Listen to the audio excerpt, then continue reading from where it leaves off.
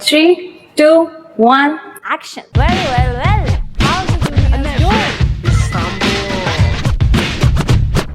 So, hi everyone, welcome to channel. My name is Aryan और आज हम पढ़ने वाले हैं अप्लाइड फिजिक्स का यूनिट 1 का पार्ट 2 जिसमें हम देखने वाले हैं सबसे इंपॉर्टेंट टॉपिक यानी 5 star question that is Carnot engine. ये एक ऐसा टॉपिक है जो मिड टर्म में एंड टर्म में आपको दिखेगा ही दिखेगा। यूनिट 1 का पहला क्वेश्चन आपको ये दिखेगा। तो स्टार्ट करते हैं लेक्चर को और देखते हैं कार्नोट इंजन है क्या। सबसे पहले ये देख लेते हैं कार्नोट इंजन बेसिकली है क्या। कार्नोट इंजन की बात करें तो एक ऐसा इंजन है जिसकी एफिशिएंसी 100% होती है, यानी एक ऐसा heat engine that work according the Carnot cycle known as Carnot engine. यानी बेसिकली कार्नोट इंजन है क्या, ये हीट इंजन होता है। क्या होता है? हीट इंजन जो कि वर्क करता है कैसे? एक कार्नोट साइकिल की तरह। किसकी तरह बात करता है? एक कार्नोट साइकिल की तरह। अभी हम देखेंगे कि कार्नोट साइकिल क्या होता है। The Carnot cycle provide an estimation of the extreme possible efficiency that a heat engine convert heat into output work done। Carnot engine एक ऐसा इंजन है या कार्नोट साइकिल एक ऐसी साइकिल है जो कि टोटल जो भी हीट होगी वो वर्क डन में कन्वर्ट कर देती है। यानी उसने जितनी भी हीट उसको दी मैंने 20 जूल 200 जूल, उसने जो भी टोटल हीट थी वो पूरी की पूरी हीट हमारी वर्क डन में कन्वर्ट हो गई। ऐसी साइकिल को क्या बोलता हूं मैं? कार्नोट साइकिल कहता हूं, है ना। Working between the two reservoir. और ये बेसिकली क्या करता है, ये जो मेरा कार्नोट इंजन होता है जो कि हीट इंजन होता है, ये दो रिजर्वायर, एक हमारा हॉट रिजर्वायर होता है, एक मेरा कोल्ड रिजर्वायर होता है। हॉट जिसका टेंपरेचर ज्यादा होता है, कोल्ड जिसका टेंपरेचर कम होता है। तो सिस्टम कुछ इस तरीके से बनता है कि एक मेरा हॉट रिजर्वायर होता है जिसमें हमारा टेंपरेचर बहुत ज्यादा होता है ना। इसका मैं टेंपरेचर बोलता हूं, इसका टेंपरेचर मैं T1 लेता हूं। यहाँ पे होता है मेरा इंजन, यहाँ पे मेरा क्या है, यहाँ है मेरा इंजन। कौन सा इंजन? कार्नोट इंजन, जो कि वर्क डन कर रहा है। ठीक है, तो यहां से हीट आई, यहां से क्या आई? Q1 हीट आई। अब इस इंजन ने क्या किया? इस इंजन के पास हीट क्या है? Q1। इसने उसका वर्क डन किया, कुछ अमाउंट का इसने वर्क डन किया कुछ अमाउंट का, और बची हुई जो हीट थी, बचा हुआ जो टेंपरेचर था T2, उसने कहां भेज दिया? कोल्ड रिजर्वायर को भेज दिया। किसको भेज दिया? कोल्ड रिजर्वायर, यानी स्ट्रिंग को। इसको भेज दिया कोल्ड रिजर्वायर को बोलते हैं। ये क्या होता है? ये होता है हमारा सोर्स जिसमें से क्या है, जिसमें से हमारा हीट निकल रही है, जिसका टेंपरेचर T1, जिसका टेंपरेचर ज्यादा है, उसमें से हीट हमने दी, इंजन ने हीट एब्जॉर्ब करी, गेन करने के बाद उसने कुछ ना कुछ वर्क डन किया, और वर्क डन करने के बाद जो बची हुई एनर्जी थी, क्योंकि हो सकता है यार इसने 2000 जूल भेजा, लेकिन उसने वर्क डन तो सिर्फ कितना किया? 150 जूल का किया, 150 जूल का किया। जो बची हुई एनर्जी थी वो कहां भेज दी? उसको कोल्ड रिजर्वायर में भेज दी, है ना। तो बेसिकली इस तरीके से क्या होता है, एक परफेक्ट कार्नोट इंजन काम करता है जिसकी एफिशिएंसी 100% होती है। बिल्कुल भी एनर्जी का ये लॉस नहीं करता है। जितनी मैंने उसको एनर्जी दी, जितनी मैंने उसको हीट दी, उतना उसने वर्क डन किया और बची हुई एनर्जी स्ट्रिंग को भेज दी। बिल्कुल भी एनर्जी का लॉस नहीं किया। ऐसे इंजन को क्या बोलता हूं? ऐसे इंजन को क्या बोलते हैं? कार्नोट इंजन या कार्नोट साइकिल कहते हैं। अब नेक्स्ट एग्जाम की पर्सपेक्टिव से बार हम बात करते हैं। तो एग्जाम के पर्सपेक्टिव से जब भी एग्जाम में लिखने को आएगा कार्नोट इंजन क्या होता है, सबसे पहले मैं वो डेफिनेशन लिखूंगा। नेक्स्ट अब मुझे क्या करना है, जब 5 मार्क्स में आएगा सबसे पहले मुझे कार्नोट साइकिल को एक्सप्लेन कर देना है। बात करते हैं सबसे पहले इस डायग्राम की। ये डायग्राम बहुत ज्यादा इंपॉर्टेंट है। सबसे पहले जब एग्जाम में लिखना स्टार्ट करोगे सबसे पहले ये डायग्राम बनना चाहिए। ये एग्जाम में डायग्राम बहुत इंपॉर्टेंट है, ये डायग्राम बहुत ज्यादा इंपॉर्टेंट है। तो सबसे पहले इस डायग्राम को बनाना है और इसी डायग्राम को क्या करना है, मुझे एक्सप्लेन करना है। इसी डायग्राम को क्या करना है? एक्सप्लेन करना है। सबसे पहले हमने क्या किया? सबसे पहले हमने लिया वॉल्यूम, एक्स एक्सिस पे लिया मैंने वॉल्यूम, वाई एक्सिस पे लिया मैंने प्रेशर। तो मैंने वॉल्यूम और प्रेशर के बीच में डायग्राम पहली बार तो मैं बना रहा हूं। अब यहाँ पे मेरे क्या हो रहा है, यहाँ पे मेरे 4 प्रोसेस हो रहे हैं। क्या हो रहे हैं मेरे यहाँ पे? 4 प्रोसेस। सबसे पहला प्रोसेस पॉइंट ए से पॉइंट बी, पॉइंट ए से पॉइंट बी। सपोज करो आगे हम देखेंगे कि हमारा एक सिस्टम है। अब इसी सिस्टम के अंदर क्या, सिस्टम के अंदर गैस है, सिस्टम के अंदर क्या है, गैस है। तो ये सिस्टम है मेरा और बाहर क्या है मेरा, सराउंडिंग। बाहर क्या है मेरा, सराउंडिंग। तो बेसिकली क्या हो रहा है, सिस्टम जो है वो सराउंडिंग पे वर्क डन कर रहा है। तो 4 तरीके से वर्क डन कर रहा है। सबसे पहला वर्क डन क्या है, आइसोथर्मल एक्सपेंशन। आइसोथर्मल मतलब क्या होता है, जब कभी कोई प्रोसेस हो रहा होता है, वो जब कांस्टेंट टेंपरेचर पे क्या जाता है, उस पर्टिकुलर कांस्टेंट टेंपरेचर की प्रोसेस को क्या बोलते हैं मैं, आइसोथर्मल। यानी एक ऐसा प्रोसेस, एक ऐसा वर्क डन जो कांस्टेंट टेंपरेचर पे किया गया हो, उसको क्या बोलते हो, आइसोथर्मल। तो सबसे पहले हमने क्या किया, आइसोथर्मल एक्सपेंशन, यानी पॉइंट ए से पॉइंट पे जो मैंने वर्क डन किया वो आइसोथर्मल एक्सपेंशन यानी आइसोथर्मल प्रोसेस में किया। फिर जब मैं बी से सी गया, तो बी से सी जाने में मैंने आइडियाबैटिक एक्सपेंशन या फिर आइडियाबैटिक प्रोसेस के थ्रू वर्क डन किया। आइडियाबैटिक प्रोसेस क्या होता है, एक ऐसा प्रोसेस जिसपे हीट का ट्रांसफर नहीं हो पाता, यानी सिस्टम और सराउंडिंग के बीच में कोई भी हीट का ट्रांसफर नहीं होगा। डेल्टा भी कितना हो जाएगा, 0 हो जाएगा। फिर जब ये दो प्रोसेस हो गए, फिर क्या किया मैंने, सी से डी गया। सी से क्या किया, मैं डी गया। जब मैं सी से डी गया तो मैंने किया आइसोथर्मल कंप्रेशन, यानी वर्क डन तो हुआ, लेकिन अब किसमें किया, अब सराउंडिंग में सिस्टम पे वर्क डन किया पहली बार। और जब वर्क डन किया तो वो टेंपरेचर कांस्टेंट रख करके हमने क्या किया, उस प्रोसेस को डन कराया। देन जब मैं डी से फिर से ए पे आया तो मैंने किया आइडियाबैटिक कंप्रेशन। सराउंडिंग में सिस्टम पे वर्क डन किया, लेकिन किस प्रोसेस में, आइडियाबैटिक प्रोसेस में। तो बेसिकली सबसे पहले हम इस डायग्राम को एक्सप्लेन करेंगे। इस डायग्राम में लिखी हुई एक टर्म को पहले मैंने अच्छे से समझा कि हर एक टर्म का मीनिंग क्या है। अब हम आगे बढ़ते हैं और उसको और ज्यादा एक्सप्लोर करते हैं, एक टर्म को समझते हैं। कार्नोट हैंकर, जब भी एग्जाम में आने से लोग डायग्राम बनाया, अब उसके हर एक स्टेजेस को, टोटल 4 स्टेज है, वो 4 वाले स्टेज को मुझे एक्सप्लेन करना है। तो सबसे पहले मैंने क्या किया, कार्नोट साइकिल वर्क कर रहा है 4 स्टेज पे। देखा मैंने, फर्स्ट स्टेज पे वर्क डन कर रहा है, सेकंड स्टेज पे, third stage and fourth stage पे, 4 स्टेज पे वर्क डन कर रहा है। आई होप ये फिगर आपको दिख रहा होगा। सबसे पहला वर्क डन कर रहा है आइसोथर्मल एक्सपेंशन में, सेकंड वर्क डन कर रहा है आइडियाबैटिक एक्सपेंशन में, थर्ड वर्क डन कर रहा है आइसोथर्मल कंप्रेशन में एंड फोर्थ वर्क डन कर रहा है आइडियाबैटिक कंप्रेशन में। अब हम क्या करेंगे, एक एक एक्सपेंशन को पिक करेंगे और उसी कॉरेस्पॉन्डिंग वर्क डन कैलकुलेट करेंगे और ये देखेंगे कि जब मैं वर्क डन कर रहा हूं तो मेरा प्रेशर और वॉल्यूम पे क्या इंपैक्ट पड़ रहा है। ठीक है, क्या इंपैक्ट पड़ रहा है। तो देखा, जब मैंने स्टार्ट किया पॉइंट ए से, तो पॉइंट ए पे मेरा प्रेशर था P1 और पॉइंट बी पे मेरा प्रेशर कितना, P2 था। तो सबसे पहले हमने देखा पहला स्टेज आइसोथर्मल एक्सपेंशन, मैंने जिस तरीके से लिख के रखा हुआ है उसी तरीके से एग्जाम में लिखना है, ताकि 5 मार्क्स में इंपॉर्टेंट टॉपिक जब आएगा तो ऐसे एक्सप्लेन करना है। ये पूरे डायग्राम एक बार बना दिया, फिर बार बार रिपीट करने की जरूरत नहीं है, लेकिन जो स्टेटमेंट लिखी हुई है वो लर्न कर लेना है।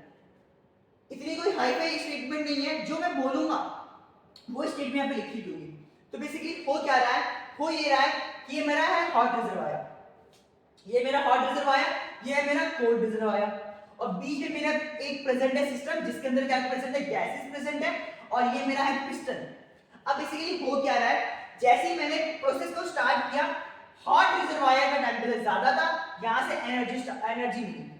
यहाँ पे जो गैस मॉलिक्यूल्स थे, ये जो गैस मॉलिक्यूल्स थे, ये सारे के जो गैस मॉलिक्यूल थे, इन गैस मॉलिक्यूल ने ये इस हीट को, इस एनर्जी को एब्जॉर्ब किया। अब इनके पास एनर्जी आ गई तो इन्होंने वर्क डन करना स्टार्ट किया। इन्होंने इस पिस्टन को ऊपर फोर्स लगाया, जब इसने इस पिस्टन को ऊपर से धक्का दिया तो क्या किया, सराउंडिंग पे क्या किया, वर्क डन किया। अब जब ये वर्क डन हो रहा है तो कांस्टेंट टेंपरेचर हो रहा है। तो इन दिस डायग्राम, जो हमने पिछले डायग्राम देखा था, point A and point B के बीच में क्या हो रहा है, प्रोसेस आइसोथर्मल एक्सपेंशन हो रहा है, जिसके अंदर हम क्या कर रहे हैं, no change in temperature, temperature का चेंज नहीं हो रहा। क्यों, क्योंकि हमने एक आइसोथर्मल एक्सपेंशन की बात कर रहे हैं, आइसोथर्मल की बात कर रहे हैं, जिसमें टेंपरेचर कांस्टेंट रहता है, टेंपरेचर में चेंज नहीं आता। ओके, हो क्या रहा है इस प्रोसेस में, इस प्रोसेस में बेसिकली हो ये रहा है कि जो मेरा गैस है, जो मेरा गैस है वो एक्सपेंड हो रही है, जो कि मैंने अभी बोला, आपको प्रोसेस बताया कि गैस एक्सपेंड हो रही है और वो वर्क डन कर रही है किस पर, सराउंडिंग पर।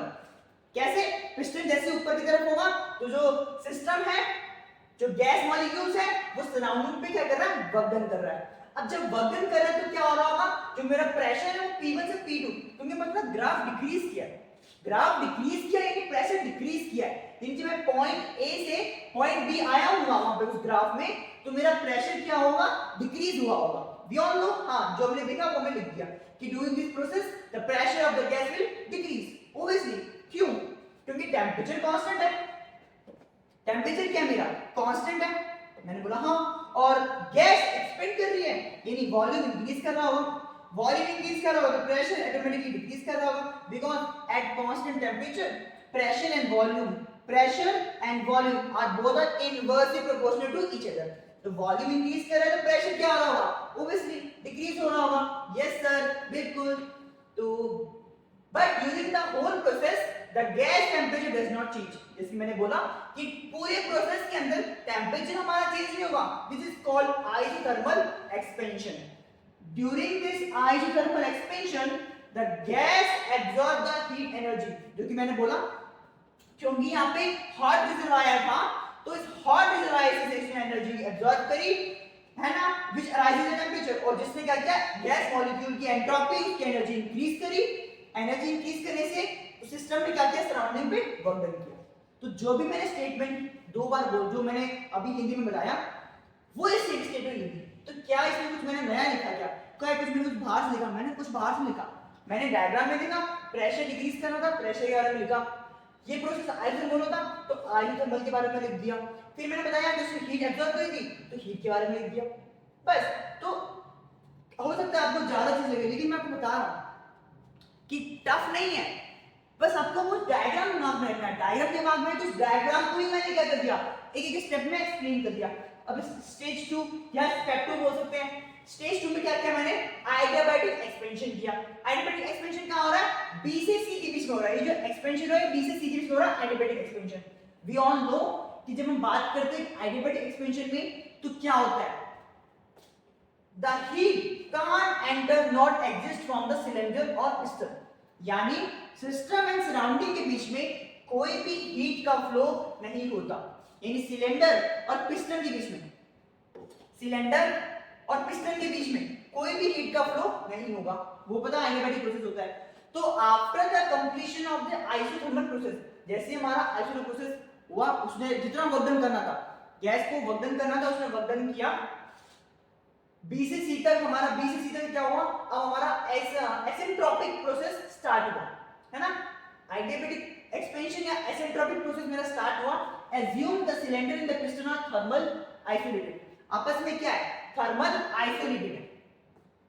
दिस स्टेज, इस स्टेज में क्या होगा, हमारा प्रोसेस चेंज नहीं हो रहा होगा, यानी हमारा हीट का फ्लो चेंज नहीं हो रहा होगा, हीट ट्रांसफर नहीं हो रही होगी। द सिंपल वर्ड, यदि सिंपल वर्ड से बोलूं तो no heat can take during the process, इस प्रोसेस के दौरान जो गैस मॉलिक्यूल है वो हॉट रिजर्वायर से हीट ही ले रहे होंगे। पहले क्या हो रहा था, उसे स्टार्टिंग में हीट ली, एनर्जी इंक्रीज करी, उसने वर्क डन किया, लेकिन जब हम एडियाबैटिक एक्सपेंशन कर रहे होंगे तो एडियाबैटिक एक्सपेंशन में क्या होगा, एक बार पीछे चलते हैं डायग्राम में। एडियाबैटिक एक्सपेंशन में क्या हो रहा होगा कि अभी जो सिस्टम है, ये जो गैस मॉलिक्यूल है, ये इस हॉट रिजर्वायर से हीट नहीं लेगा, क्या नहीं लेगा, हीट नहीं लेगा।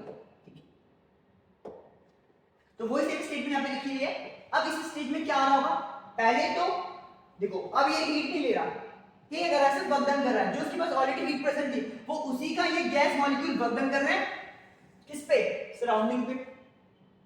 ओके, तो जो उसने वर्क डन किया वो वर्क डन हम लिख देंगे, क्यों, क्योंकि अब हॉट रिजर्वायर से हीट नहीं मिल रही है, देखो हॉट रिजर्वायर से हीट नहीं मिल रही है। तो इन दिस स्टेज ऑब्वियसली मैं छोटे छोटे मैं बता देता हूं क्या लिखा हुआ है, this no exchange of heat between system and surrounding, जो मैंने बोला कि सिस्टम और सराउंडिंग में कोई भी हीट का एक्सचेंज नहीं होगा। The expansion allow the ideal gas particles cool down and decrease the temperature for the system. अब क्या होगा, जो उसके पास पर्टिकुलर हीट थी उसने उतना ही वर्क डन किया होगा, तो एक ऐसा स्टेज है जब इसका एनर्जी खत्म हो गई होगी, तो लास्ट में आकर के उसने जितना वर्क डन करना था सिस्टम सराउंडिंग में उसने वर्क डन कर दिया होगा। तो एक स्टेज पे आकर के क्या हो गया होगा, उसकी एनर्जी खत्म, उसने अपना जितना वर्क डन करना होता सराउंडिंग पे उसने अपना वर्क डन कर दिया। नेक्स्ट, तो ये स्टेप लिखिए, during the adiabatic expansion the gas continuous expand. Adiabatic expansion में भी गैस एक्सपेंड कर रही थी, स्टिल जो सिस्टम था वो सराउंडिंग में वर्क डन कर रहा था, the pressure further drop, pressure decrease तब भी कर रहा था, प्रेशर P2 से P4 डिक्रीज किया, वॉल्यूम मेरा इंक्रीज किया और थोड़ा बहुत मेरा temperature also reduce for the some amount of internal energy losses, क्योंकि वर्क डन के दौरान भी तुमने बाहर से एनर्जी तो मिल ही रही थी यार, एडिपेटिव एक्सपेंशन था, तो उसको अपनी इंटरनल एनर्जी लगानी पड़ी, यानी कुछ ना कुछ टेम्परेचर क्या हुआ, डिक्रीज किया। In this stage, expansion process further push the piston upward. इस प्रोसेस में वर्क डन कर रहा था, हमें लगेगा यार एनर्जी मिल नहीं तो वर्क डन कैसे करेगा। इस प्रोसेस में भी सिस्टम जो था वो सराउंडिंग पे वर्क डन कर रहा था, perform the work on the surrounding, और सराउंडिंग वर्क डन कर रहा था विदाउट इनपुट हीट, बिना हीट लिए ये वर्क डन कर रहा था। देखो जो मैंने स्टेटमेंट में बोल रहा हूँ वो ही मैं लिख रहा हूँ, मैंने कुछ नया नहीं लिखा। तो देखो एग्जाम में इस वजह से मैं बोल रहा हूँ इंपॉर्टेंट है और बहुत यार बहुत इजी है, और बच्चे सबसे पहले ही क्वेश्चन अटेम्प्ट करते हैं, है ना, बहुत ज्यादा इंपॉर्टेंट क्वेश्चन है। Without input the heat the gas expand cool the gases and convert into temperature to the cool temperature, और जब तक उसके पास टेंपरेचर था तब तक उसके पास एनर्जी थी, उसने उसका वर्क डन किया किस पे, सराउंडिंग पर। अब उल्टा हो गया, अब उल्टा कैसे हुआ, अब गैस का सब कुछ खत्म हो गया, गैस जितना वर्क डन कर रहा था वर्क डन कर दिया, अब उसका टेंपरेचर खत्म हो गया। अब किसने किया, अब सराउंडिंग में जो सराउंडिंग था उस सराउंडिंग के सिस्टम पे वर्क डन किया। तो in this process surrounding perform work done, surrounding ने परफॉर्म किया work done on the gas due to the heat transfer from the system to cooled reservoir. अब क्या हुआ, अब इस प्रोसेस में क्या हुआ, सिस्टम से यहाँ पे हमारा रिजर्वायर था, हॉट रिजर्वायर, यहाँ बीच में हमारा पिस्टन था, यहाँ पे हमारा कोल्ड रिजर्वायर था। अब बेसिकली होने क्या लगा, अब सिस्टम से हॉट रिजर्वायर से नहीं कोल्ड रिजर्वायर की तरफ, कोल्ड रिजर्वायर की तरफ हीट का क्या हुआ, ट्रांसफर होने लगा। अब जब हीट का ट्रांसफर होने लगा तो सराउंडिंग क्या करने लगा, वर्क डन करने लगा गैस मॉलिक्यूल पे। During the isothermal compression the temperature of the gas remain constant. जब सिस्टम सराउंडिंग में वर्क डन कर रहा है तो वो कांस्टेंट टेंपरेचर पे कर रहा है, still the pressure will increase. और अब क्या हुआ, प्रेशर इंक्रीज किया, क्यों, क्योंकि वॉल्यूम डिक्रीज किया होगा, सराउंडिंग सिस्टम में वर्क डन किया, वॉल्यूम घट रही होगी, वॉल्यूम कंप्रेस हो रही होगी, तो प्रेशर इंक्रीज हो रहा है ना, volume will decrease and pressure will increase. This process force heat energy Q2 to move from the system to the cooled reservoir. जो मैंने एक डायग्राम बनाया था यहाँ पे याद है, वापस बना देता हूँ कि यहाँ पे मेरा इंजन था, ये मेरा कोल्ड रिजर्वायर था, ये मेरा कूल्ड रिजर्वायर था। अब बेसिकली क्या हुआ, जब सिस्टम ने सराउंडिंग सिस्टम पे वर्क डन किया तो वो वर्क डन करने के बाद सिस्टम ने कोल्ड रिजर्वायर को क्या किया, Q2 हीट ट्रांसफर करी। तो वो स्टेटमेंट यहाँ पे लिखी हुई है कि the heat energy Q2 move from the system to the cold reservoir and the system entropy will decrease. Obviously जो हमारी एंट्रोपी होगी वो क्या करेगी, डिक्रीज करेगी। फिर हमने क्या किया, एडियाबैटिक कंप्रेशन। सिस्टम ने पहले वर्क डन किया सराउंडिंग पर, फिर सराउंडिंग ने वर्क डन किया सिस्टम पर, लेकिन अभी तो छोड़ा नहीं है, अभी और वर्क डन करेगा, लेकिन अब जो वर्क डन करेगा वो एडियाबैटिक कंप्रेशन में करेगा। तो जो लाइन B से A थी, है ना, ग्राफ में D से A line will represent the reversible compression process. During this process the piston and surrounding suppose again to be isolated and hot reservoir has been eliminated. अब क्या कर दिया मैंने, इस हॉट रिजर्वायर को एलिमिनेट कर दिया और अब इन दो के बीच में काम चल रहा है। अब हीट यहां से क्या जा रही है, सिस्टम से कहां जा रही है, कोल्ड रिजर्वायर में जा रही है, और वर्क डन कौन कर रहा है, सराउंडिंग सिस्टम पे वर्क डन कर रहा है। In this stage, the environment continuously perform the work done। जो environment है, environment मतलब जो system है, वो अभी भी क्या कर रहा है, उस गैस मॉलिक्यूल पे वर्क डन कर रहा है by moving the system downward। Piston को डाउनवर्ड फोर्स लगा रहा होगा, जैसे ही वो पिस्टन को नीचे की तरफ प्रेस कर रहा है तो सिस्टम पर सराउंडिंग वर्क डन कर रहा है। The piston further move downward and continuously compress the gas। Gas को continuously compress कर रहा होगा, यानी वॉल्यूम क्या हो रहा होगा, डिक्रीज कर रहा होगा, टेंपरेचर मेरा इंक्रीज कर रहा होगा, और प्रेशर भी क्या हो रहा होगा, मेरा इंक्रीज कर रहा होगा। In this process arises the internal energy। हमारी इंटरनल एनर्जी इंक्रीज करी गैस मॉलिक्यूल्स की and compress the gas. Obviously gas compressor होगा और मेरा टेंपरेचर क्या हो रहा होगा, इंक्रीज हो रहा होगा from cold to hot. Entropy remain same in the adiabatic process. Obviously entropy constant रहेगी, एंट्रोपी भी कांस्टेंट रहेगी, ऑब्वियसली हीट का कोई फ्लो ही नहीं हो रहा, डेल्टा क्यू क्या है, जीरो है, तो एंट्रोपी क्या होगी, कांस्टेंट रहेगी। After this process the whole cycle will repeat. और ऐसे ये क्या होता है, कंटिन्यूस ये साइकिल क्या हो रही होती है, रिपीट हो रही होती है। तो जैसे जैसे हमने क्या किया, स्टार्टिंग पे पेज पे आते हैं कि ये जो साइकिल है ये कंटिन्यूस रिपीट हो रही है। क्या हो रही है, कंटिन्यूस रिपीट हो रही है, क्योंकि अब ये प्रोसेस कंप्लीट होने के बाद जब हम वापस ए पर आए, देखो हम ए से क्या गए, ए से बी पे गए, फिर बी से सी वर्क डन किया, फिर सी से ए फिर वर्क डन किया किसने, सराउंडिंग में, फिर डी से वापस ए पे आए। अब ये क्या हो रहा है, साइकिल फिर से रिपीट होती रहती है। ये साइकिल क्या हो रही है, फिर से again again again again again again फिर से कंटिन्यूस रिपीट होती रहती है। ठीक है, इसको कार्नोट साइकिल कहते हैं। अब ये सारी स्टेटमेंट देख ली है, एग्जाम में आएगा तो इससे अच्छे से एक्सप्लेन कर सकते हैं।